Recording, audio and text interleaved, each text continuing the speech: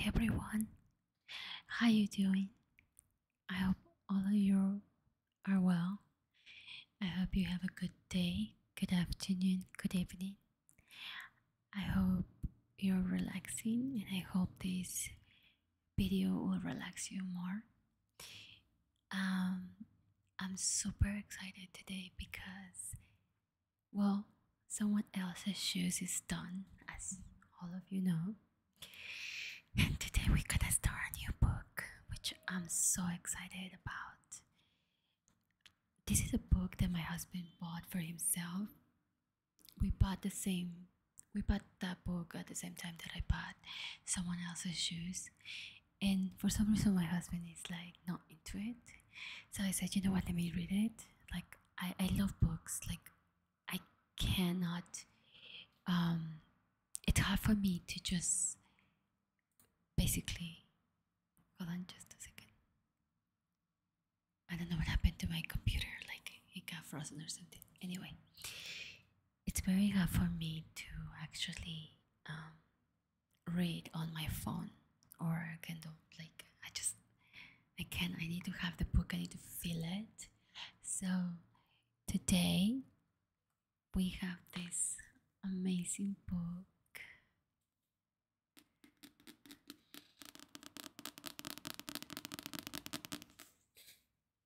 It's Aristotle. Politics. Aristotle. I'm excited because I haven't read the 15 minutes. So what I'm going to do with you, I am gonna read it. And we can just comment while I read about it. According to my husband, the introduction, is not as great. I'm sorry for that noise. So the introduction I'm gonna skip. I don't know, should I skip it or not? I'm not sure. I think we should do it now. Because, yeah, let's do it. Let's start from the beginning. Because otherwise, I'm gonna feel like I didn't actually complete the book. I need to read it all. And, well, let's see what we get from this, okay? So, let's start. So, Aristotle's Politics raises more clearly than any other text some of the most fundamental issues which confront anyone who attempts to think seriously about the ways of which human societies are organized and governed. These issues are as pressing now as they were in the 4th century BC, when the politics were first written. But although the politics can still speak to us with a powerful voice, there are numbers of ways in which it is unlike any modern text, in which it can appear puzzling to the modern reader. First, it is not the work of a narrow specialist, but is part of what is probably the most comprehensive system of thought ever devised. We need therefore to relate the politics to the general principles and methods of Aristotle's philosophy. Secondly, the world in which Aristotle lived was very different from our own. It's true. So although the fundamental issues might be the same as those which concern us, the context in which Aristotle raises them might seem very unfamiliar. We have therefore to study the politics against the background of the Greek world as it was in the 4th century BC, a world in which the basic unit of political organization was not the nation state, but the small independent city-state of polis. Thirdly, there are, as one might expect, differences in the style, organization, and vocabulary of Aristotle's writing, which have to be addressed if we are to read it with any understanding. Aristotle of the nature of society. Aristotle was not only a great philosopher, but also was what we will now call a scientist. In particular, he wrote extensively on biological topics, and his study of biology clearly exercised a powerful influence on his thought.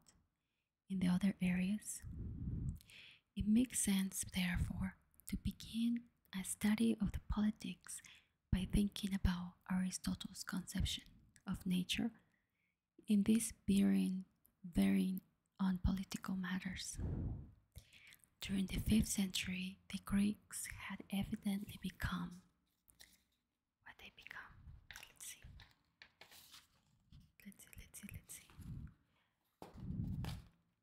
So the Greeks had evidently become particularly conscious that the laws and customs varied from people to people and from place to place.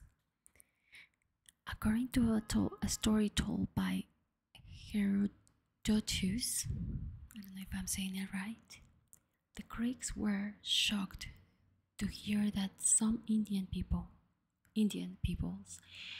eat their dead. The Indians were equally shocked to hear that the Greeks burned theirs. Very interesting. Thus, what seems right to one people seems wrong to another, which is so true. This is exactly what I talk about in my other podcast in Spanish. Like, I always said, like, wait a minute, like, where all of these beliefs come from? Like, I was thinking that then, actually, I put it on the podcast. No, actually, on my book where I'm writing. I was saying, like, we grew up with the beliefs of our parents, and our parents grew up with the beliefs of their parents. So, who beliefs are we actually living with? You know, and is that actually what we believe, or is just something that was like that something put in us? So yeah, it's so true. It's so true. Okay, so where I was. Okay, so yeah. So hold on a second. I lost myself. Okay, here it is. Okay, to understand such a phenomena, many Greek thinkers used the two contrasting terms, physis, or nature. I don't know what that is, by the way. And nomos, which is commonly translated as law, custom, or convention. Examples: like the burial practices described by Herodotus demonstrate that nomos convention varies from place to place, but nature, physis, is the same everywhere. We must therefore distinguish between what holds We must therefore distinguish between what holds by physis and what holds by nomos. I want to know what's physis. Hold on, because they said it here. Hold on. Oh, nature. Okay. And nomos is convention. Okay. Oh, okay. Get it. Nomos, which is common translated as law. So nomos is law, and physis is nature. Okay, get it now. So it's like the nature is the same everywhere. Okay. So hold on. We must therefore distinguish between what holds the nature and what holds the law. This distinction between nature and law could be used in different ways. One could, one could. I'm so sorry. I don't know why my camera is turning on and off. Sorry about that. One could, on one hand, argue that there are some beliefs about right and wrong, which are universally accepted and which might thus attribute that to nature. True, even though many particular practices are based simply on a law accepted by a particular community. But on the other hand, one could also use the distinction in more radical ways. In particular, it could be argued that all beliefs about right and wrong are a matter of nature and thus depends purely on human convention. Thus, in Plato's Republic, Glaucon refers to the view that we will all really take the freedom to do whatever harm we want to do to others, but do not, of course, want others to have the same freedom to harm us. That's so true. It's like it's basically like politics, you know? Like it's so true. Like politics works like this. Like if you think about it, all these politicians, they are capable, they have the power to harm us or to hurt us, but we cannot hurt them back because they will win, you know? So it's so true. It's crazy. We therefore make law. Okay, I'm sorry about that. We therefore make laws and mutual agreements. In other words, we forgot the freedom to harm other people in return for a guarantee that we will not suffer harm from them. On this view, morality and law have their basis in human convention, and the state, too, is an artificial creation constructed by human beings to protect themselves from one another. So let's read that one again because I'm very curious. On this view, morality and law have their basis in human convention, and the state too is an artificial creation constructed by human beings to protect themselves from one another. Yeah, it makes a lot of sense because, see, like, let's say, right, that there was no law and it's all nature. We could all kill each other, but we need rules, right? Otherwise, we'll be like animals, like just killing each other. If you don't like me or if you did something to me, I'll just go and kill you. Like, it's crazy. That's a pretty good one. In the Republic, Plato opposes this conventionalist view by arguing that there are what he calls forms, which cannot be perceived through the sense but can be grasped by the reason. One function of the forms is to serve as ideal standards. The views of the ordinary man about right and wrong embody a dim recollection of the form of justice, but a true philosopher would be able to grasp the form in full clarity.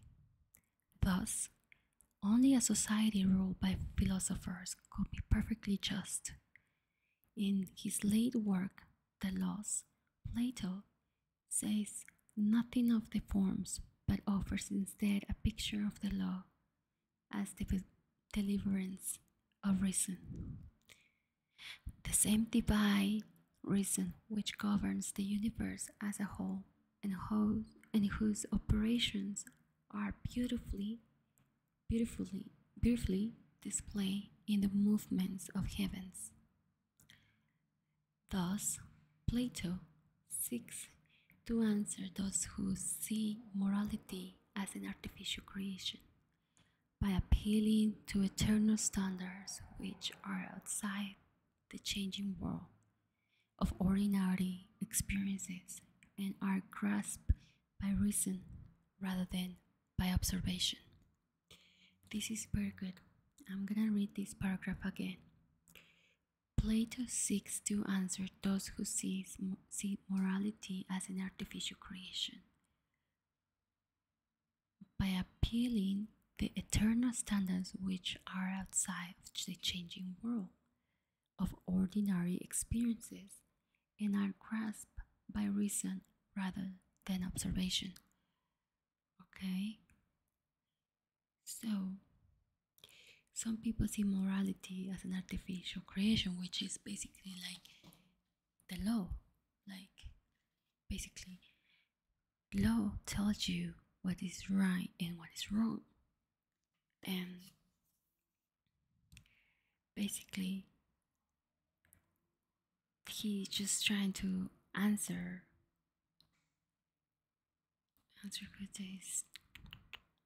Hold on a second.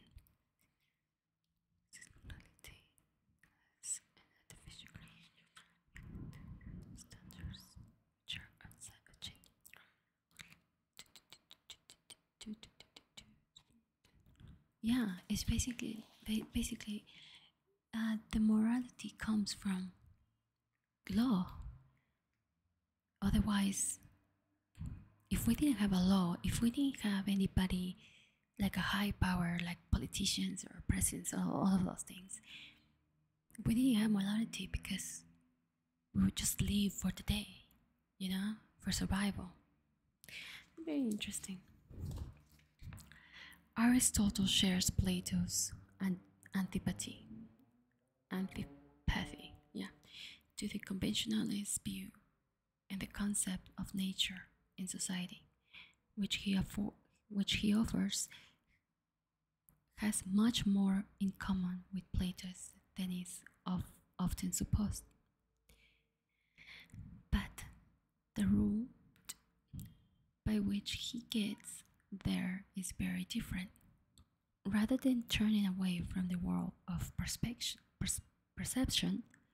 Aristotle's method is to start with the data of experiences, what he calls the phenomena. In a natural science like biology, this means that one must study the various facts of observation in order to achieve a grasp of the underlying principles. Observation of different animals may, for example, enable one to grasp the underlying general truths about their nature. In the case of ethics and politics, the phenomena include laws and customs of different communities, but they also include the different options of men at large in a particular of those deemed to be wise. The fact that Aristotle starts from this kind of data does not mean that he is committed to seeing all institutions as equally valuable or to accepting as true every option that has popular support. What it does mean is that he examines and sifts this data in order to discover the truths that lie within. It is characteristic of him not to reject an opinion outright, but to see it as involving a partial truth, that is, as being true in one way but not in another. The concept of form may be as important for the understanding of Aristotle's political philosophy as if it's for Plato's, but to explain its significance requires a digression. We can begin by thinking about artifacts such as statues or houses. A sculptor who creates a statue imposes a form of a certain quantity of matter. He might, for example, impose on a lump of a stone a form like that of a man. The stone here occupies the role of matter. So the statue is a combination of matter and form. It is informed matter. Aristotle, in fact, sees the form as entering into the process of creating the sculpture in three different ways. The sculptor conceives the form in his mind, therefore he sets to work. The sculpture he creates has that form, and the form is also the goal or end of the sculptor's activity. He seeks to proceed something of that form. The process of building a house can be analyzed in the same way. The builder conceives the house in his mind. He then sets to work to create the house by imposing the form on his work to create the house by imposing the form of his materials. And the house is the end of the or goal of his activity. The house is not simply a pile of bricks and planks. In creating the house is not simply a pile of bricks. In creating the house, the bricks and the planks are given a form that is a structure of or organization. If they cease to have that organization, the house no longer exists. If the materials are rearranged in a different form, we have a different building. Aristotle recognizes a parallel between artifacts and things, such as animals and plants, which exist by nature. A tree is not such as animals and plants. I'm sorry. A tree is not just a collection of roots, trunk, and branches, but has a defined form. When it loses that form, it ceases to be a tree. Similarly, an animal is not just a heap of flesh and bone. The difference between the artifact and the plant or the animal is, of course, the plants and animals are not produced by a craftsman. Sorry about that. Like, these people seriously, like, I don't understand why they like to put those noises in their bikes. Like, it's stupid. Anyway, so we were talking about the animals. Okay. In the case of an oak tree, to use a favorite sample of modern commentators, an already existent tree produces an acorn which it turns has a natural tendency to grow into a tree. Of course, not all acorns grow into trees. Some roots are eaten by pigs, but the nature of the acorn is to grow into a tree, provided that it encounters the right conditions. In this sense, the end or goal of the acorn is to become a tree, and one can grasp that what an acorn is only by seeing that this is the end. The same pattern of analysis applies to human beings and other animals. A man produces seeds or sperms whose nature is to grow into a man. If he encounters the right condition in the womb, those living things have within them a principle of growth which impels them not to sprout randomly but to develop towards the end. To instantiate a particular form, Aristotle's conception of nature is thus thoroughly teleological, and everything which exists by nature exists for an end, and one cannot grasp its nature without understanding the end.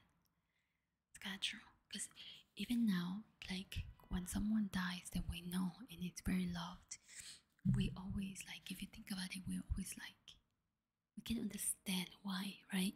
Even though it's probably like I don't know, maybe the person got sick or whatever. It's really hard to understand that.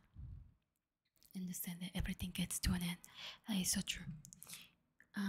In the politics, Aristotle clearly means to use an analysis of this kind. He argues that the polish is a compound and a whole rather than a mere aggression. In other words, the polis is not simply a collection of human beings, nor, for that matter, it is a geographical area, or rather, as Aristotle suggests in book number 3, its identity consists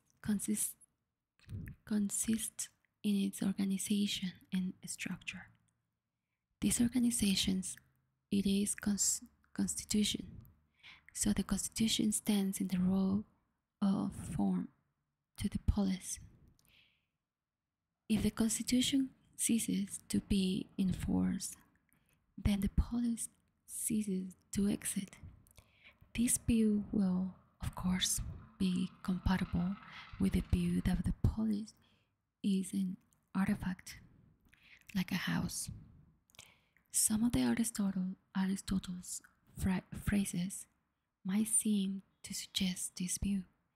He talks, for example, of the statement as a master craftsman, and speaks on one occasion of the man who first constructed a polis. But Aristotle also sees the polis as natural. Human beings naturally form families. The village is a natural outgrowth, and the polis is an outgrowth of the phrase. Sorry about that. Outgrowth of the village. Okay, hold on a second. He argues too, in one of his most famous phrases, that the man is a political animal. Oh, I'm sorry about that. I'm gonna read the last paragraph again. But Aristotle also sees the polis as natural. Human beings naturally forms families. The village is a natural outgrowth of the family, and the polis is an outgrowth of the village. He argues too, in one of his most famous phrases, that man is a political animal. That is, man is made by nature to live in a polis, or more briefly, he is a polis animal. These claims may not be so difficult to reconcile as it might seem. Art and nature complement rather than contradict one another. For example, we might think of the garden whose skills enables the rose bush to fulfill its nature by producing beautiful flowers. So the man who creates a polis works with nature, not against it. Furthermore, man is naturally endowed with powers of practical reasons, so that in creating a polis, he is fulfilling his nature. Aristotle could well argue that man is as much a polis creating as a polis inhabiting animal. A more serious source of difficulty is the claim that the polis is prior to the individual, so that the man without a polis is like a hand without a body. Aristotle could argue that the polis is prior to man, in the sense that one cannot really understand what nature is without referring to the polis.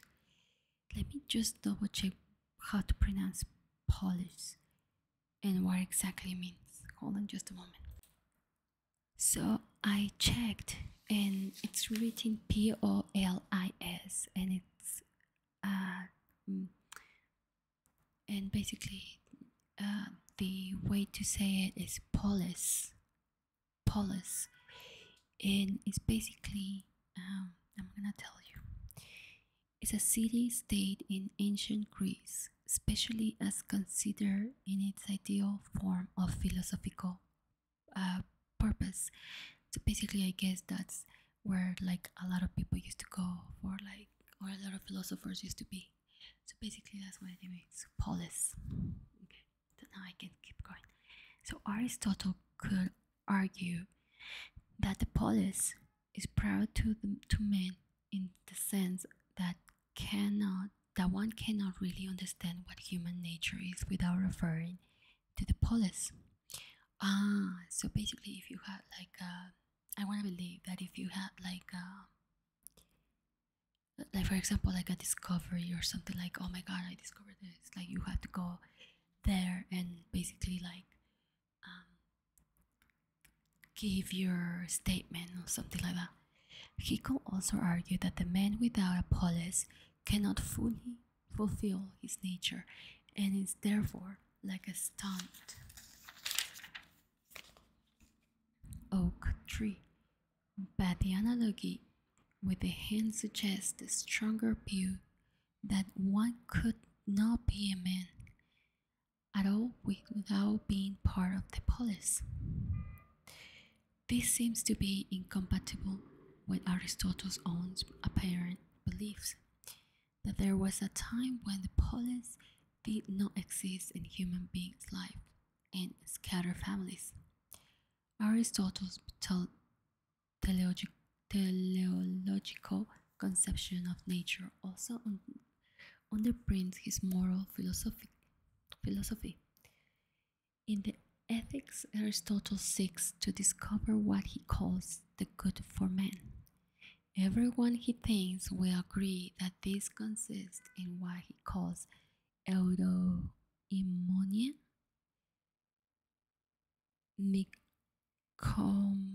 machine ethics. I have no idea.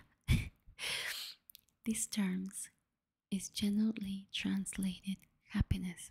Okay, but it really means rather more than that. Eudaimonia is a general condition of well-being, or the condition of one who is living well. The view that the good for man is happy is supported, Aristotle believes, by two considerations. Happiness has, above everything else, the character of an end. That's so true. We seek other things for sake of happiness, but seek happiness purely for its own sake. It's so true. And it is self-sufficient. Happiness is not only desirable in itself, but there is nothing which could be added to it to make it more desirable. That is so true, because a lot of people can it's basically subjective, like happiness, like a lot of people see happiness as having a lot of people around. Some people see happiness as being alone. So yeah, I can see. To say that the good for man is happiness is clearly not very informative, unless one can say that what this consists in. And the main project of the ethics in both its versions is accordingly to discover the nature of happiness. Here, Aristotle relies heavily on his conception of nature. Since nature does nothing in vain, does everything for purpose, but must have a purpose of function. Happiness ethics just as a good flute player is one who performs well his functions of playing the flute. So so a human being will achieve his good by performing well his functions, whatever that is. That is so fucking true. So let me tell you. Let me put this here. Okay, so it is very true because think about it. If you are in another job or in a job that you don't like, you're not happy. But if you are doing what you like, and it can be like the most minimal thing, like I don't know, like let's say meditating all day. But if that's what you like, and that'll make you very happy, even though you don't have money, even if you don't have like a good house, like no matter what, if you're doing what you really like, that fulfills you. So that's very true. I love this. Okay, so where will we like whatever it is. Okay, to discover man's function, we need to consider what it is that disguises man from other creatures. We share with both plants and animals in capacity for nutrition and growth, and with animals the capacity for movement and perception. What is this? What is unique to us is reason. Thus, Aristotle argues man's purpose of function is to be found in an active life of the rational part of the soul. The good life is one of which we perform this function well, accordance with the appropriate standards of excellence or virtue. Thus, happiness can be defined as activity in accordance with excellence. And there it is, more than one kind of excellence in accordance with the best and most perfect of this. But rational activity takes two forms. There is practical reasons, which one shows primarily in deliberating on behalf of oneself or one's city. But there is also theoretical reasons, which one displays particularly in philosophical contemplation. There is thus an ambiguity in Aristotle's account of the good life. It is to be sought in the life of practical reasons, of the theoretical reasons, or both. One might expect Aristotle to argue that the best life involves both forms of reason. But in fact, in the closing pages of the Happiness, he seems to give priority to theoretical reasons and the life of complete contemplation. The difficulty for Aristotle is that while he sees man as a political animal, that is, as a being which cannot flourish outside society, he also believes that man's highest element is the reason, and that this is most perfectly exercised in a good life of pure contemplation. If it's reasonably clear that he would wish to integrate both these points into his account of the best life, but it is much less easy to see quite how he means to do so.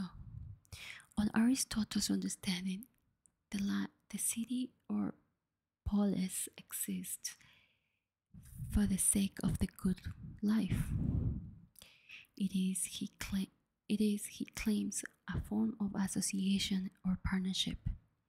All associations exist for the sake of some good. The city is most sovereign of all association and must be directed to the most sovereign of all goods. The purpose of the city is thus to enable its citizens to live a life of virtue or excellence, is that it has to furnish not to only the physical means for this life, but also the necessary leisure and the kind of education and upbringing which will render its citizens virtuous. This does not, of course, mean that all cities do it do in practice promote a life of virtue. Um, I lost it. Sorry about that. Okay. It's the goal of the city's existence, and the closest a city comes to achieving that goal, the better it is. This, of course, immediately differentiates Aristotle's position from that of those like the sophist Lycophron. I don't know what that is. Lycophron, who sees the city as simply as device mutual self-protection or as a kind of commercial alliance. It has a positive moral purpose. This conception informs Aristotle's discussions in the politics in at least two days ways. In the first place, it underprints his account of existing and possible constitutions. Aristotle is well aware that any state needs to provide security and stability for its inhabitants, and much of his discussion, particularly in books, and is directed to these points. But his eyes, security and stability are not enough. A good constitution must be directed to the good of its citizen, and this means that it must not only have well-meaning rules, but must be based on the right conception of the good. In other words, it must be directed to the life of goodness or be true as Aristotle understands it. In the second place, Aristotle's conception of the moral purpose of the polis quite obviously provides the framework for the incomplete account of an idea polis which occupies books, and that account is explicitly founded on the assumption that the purpose of the polis is to make possible a life of Aristotelian virtue. Thus, a major concern for Aristotle is to describe how, given conditions that are not totally unrealistic, one might construct a community in which the citizens have the leisure for the kids of activity which he regards as truly worthwhile. Disturbingly, however, he does not disguise the fact that only a limited section of the population will be able to achieve such a life. Many people lack the appropriate capacities, but in any case, the existence of a city requires that a substantial number of its inhabitants engage in occupations which are inconsistent with a good life. Manual labor and trade not only take up time, but they also render people unfit for the activities which Aristotle sees as worthwhile. Thus, those engaged in such occupations are necessary for the existence of the polis, but cannot strictly be members of it. It is implicit in Aristotle's conception of the good life that not everyone can achieve it, and that the rest of us are best off serving those who can. Wow. So I understand what he says. Like, yes, not everybody can be a president, not everyone can be in the high position. That's true. Because if you think about it, yes, men, their happiness for men is not just like for females, for example, right? It's very different. But for men, it's a thing of power. And obviously, imagine if we were all in that level of mentality. There wouldn't be no like workers or builders or all of this, and that's not bad because that's their art. Everything that is made in this life, it comes to be a piece of art. Every building, everything, every beautiful building can be a masterpiece from that person that designed it, or that person, even the people that actually built it itself, like they are part of that piece of masterpiece. So I can totally understand that, and I don't know how to say it. Like he's so true. Like everyone in this world, it's we rely on all of them because not everybody can be president. Not everybody can be a not everybody can be politician or something in high range, right? So hold on a second. This hair is not it's annoying me. There you go. Sorry about that. So yeah, I totally understand this. Like we do need everyone, and not everyone gets to that level um of mentality, you know. Being in this politic place makes you be a different type of animal from everybody outside. Like everybody else, it's like we're different than these men, but these politics, like these politicians, these people on the higher range, is they actually need us. So at the end of the day, we all need, like what's it called? What's the word? Like basically, we all need it in this world. So this is really good. I really liked it. What do you think? Tell me if you want me to read on my own, and I'll comment. I'll tell you what it was about, like the other book, or you want me to continue reading the book. Let me know. Don't forget to subscribe. Don't forget to share and to like, and also don't forget to click on the bell so you can get the notifications when I upload a new video. Okay, so have a good day. I hope you relax, and I hope you like the book. And remember, Aristotle, this is the new one. We're going for this today.